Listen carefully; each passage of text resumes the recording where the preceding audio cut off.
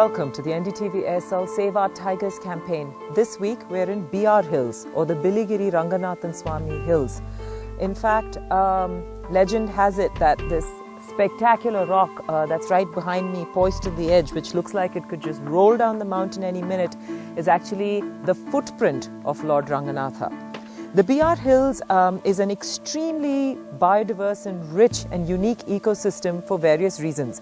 BR Hills is the only tiger reserve where the indigenous communities, or the Soligas as the people here are called, have the right to their land, won the right to their land, and not only are they allowed to live on their ancestral lands in the tiger reserve, they won the community rights to that land. And what that means is that they're allowed to cultivate on their land, they are allowed a certain amount of grazing on their land, and most importantly, they're allowed to gather a certain amount of minor forest produce, and what they gather is like amla, honey, lichen, and things like that. This is the one park where the indigenous people, for most part, don't really want to move out. Their pantheistic beliefs are keeping them rooted to these lands that they've always lived on. So the big question is, does that pantheistic belief of the Soligas and the work that's being done by the Forest Department, can it come together? Can it work together? And what does that really mean for the future of tigers in this landscape? A beautiful old tree stands spreading gracefully over a river. The breeze is cool and shushes through the leaves. I'm standing in one of the most sacred sites for the Soliga people here in the Biligiriranga Tiger Reserve. There are over 400 sacred sites in this forest, but this is the heart of the Soliga belief. Behind me is the great champak tree. It's estimated to be almost 800 years old. As you can see, there are trishuls with limes on them. A lot of the rocks that you see there are with the sacred ash on it are actually shivlings. They come here once a year for a great festival and a great prayer. This champak tree represents the heart of the Soliga faith, their lifestyle, the way they live, the way they entwine with the forest. The Soliga lives with their roots deep into the web of life here in the forest, and standing as tall as this tree and as ancient as this tree, the traditions of these people who live here. The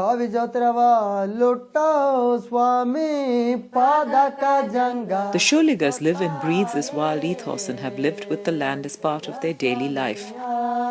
It is the only tiger reserve where they have rights to their own land and live within the protected area.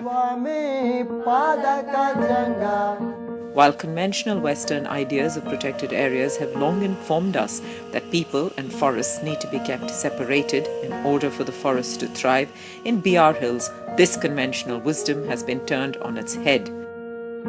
Interestingly, in the last decade, tiger numbers have gone up here significantly, proving that the presence of the local indigenous communities has no negative effect on the forests. In fact, for years, while this area was quite neglected because of the dangerous Thug Veerapan and his band of thieves and poachers, it was the presence of the Soligas that helped keep the forests alive.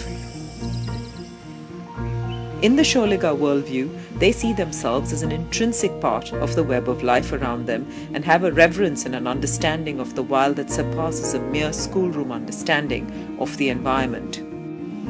Something that was made very clear to me when I spoke to a remarkable man, Mr. Gowda, a Soliga tribal who was educated by another remarkable man, Dr. Sudarshan, and who today has a PhD and fights for the rights of the forest dwellers, especially his people, and it has been a long fight.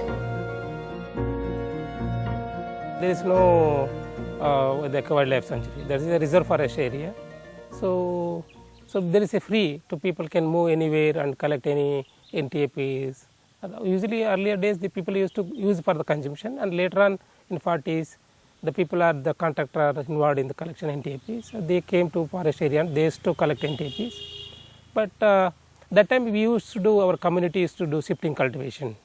When the forest department declared the wildlife sanctuary in 1974, so that time department, one of the DCF, I think that time, the Hulur, they usually people, our people also say that, he used to come to villages and beaten many people, and forcibly he shifted the our community to the some of the periphery of the forest area.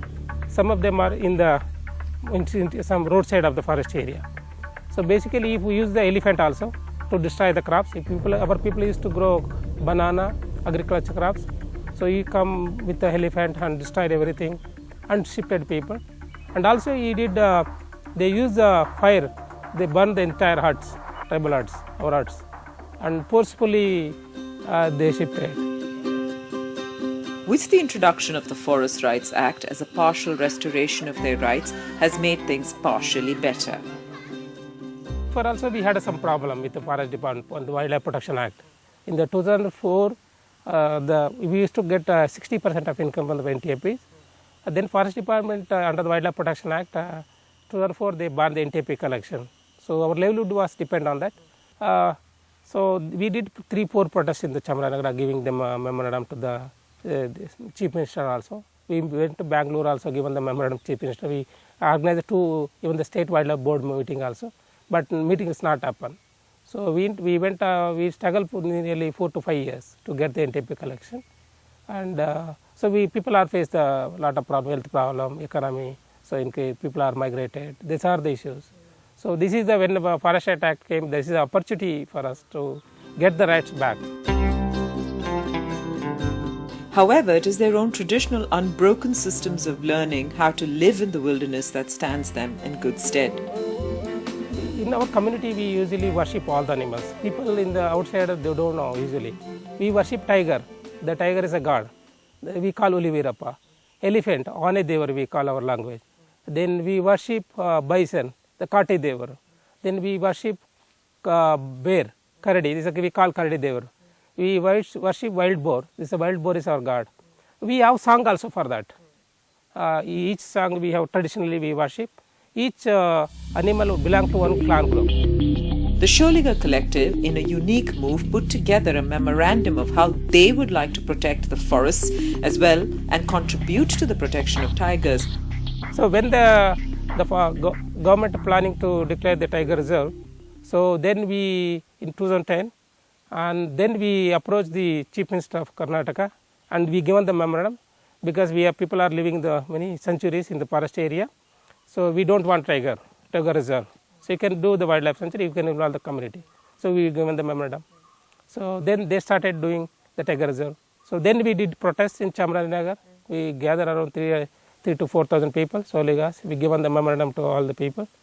And then I went to Jairam Ramesh, the Forest Minister Central, given the memorandum also.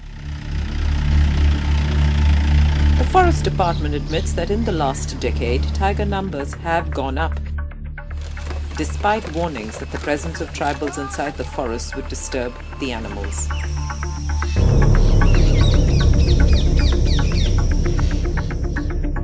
If I talk to the people of whoever worked my predecessors 10 years back, they say tiger sighting was very rare in BRT.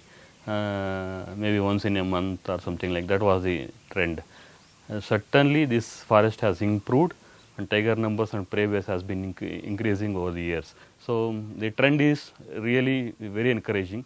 2011-12 they have got 35 different individuals in camera trap and then 12-13 they got some 52. 13-14 they got some 50, and this year I think the numbers are actually being analyzed, not less than 50. So 50, that is direct camera trap images.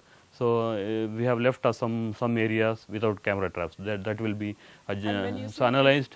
If you take those into account, the tiger density is around it hovers around 9 to 10 individuals per 100 square kilometer. That is around 60 tigers maybe.